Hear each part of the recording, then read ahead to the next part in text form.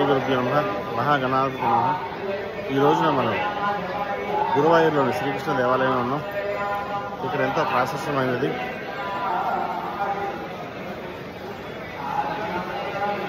ద్వారకా నగరం సముద్ర గర్భంలో కలిసిపోయినప్పుడు దేవతల గురువైన బృహస్పతి వాయుదేవ సహాయంతో శ్రీకృష్ణ స్వామివారిని ఇక్కడ వచ్చి ప్రతిష్ఠించేటువంటి పురాణాలు. ఎంతో మహిమాన్వితమైంది. ఇక అందరికీ ఆరాధ్య దేవుడు. కేరళ రాష్ట్రంలోనే గురువాయూరు అనేది చాలా ప్రత్యేకమైన స్థానం.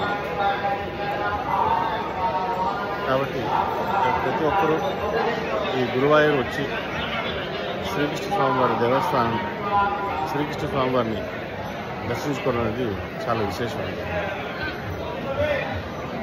ఇక్కడ ఉత్సవాలు బాగా జరుగుతాయి. ముఖ్యంగా ధ్వజారోహణం కావచ్చు, చాలా మంచి మంచి ఉత్సాహాలు జరుగుతాయి. సంవత్సరంలో మార్గశిర మాసంలో ఏకాదశి అనేది చాలా ప్రత్యేకమైనది. ఈ ఏకాదశి రోజున స్వామివారు అందరికీ 24 గంటలు దర్శనం ఇస్తారు.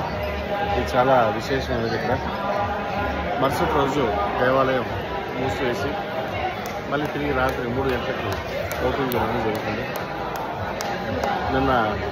మన ఏకాదశి, నిన్న ద్వాదశి రాత్రి 3 గంటలకి స్వామివారి దర్శనం చేసుకోవడం, అది కూడా నిజరూప దర్శనం చేసుకోవడం అనేది చాలా అద్భుతం చెప్పచ్చు. ఈ రోజున స్వామివారిని నిజరూప దర్శనం చేసుకున్నాం. ప్రతిసారి సంపూర్ణ అలంకరణతో చూడడం జరుగుతుంది. ఈరోజు స్వామివారిని నిజరూపంగా దర్శించుకోవడం అనేది పూర్వజన సుకృతం చెప్పచ్చు. ఓం శ్రీ కృష్ణాయ నమః.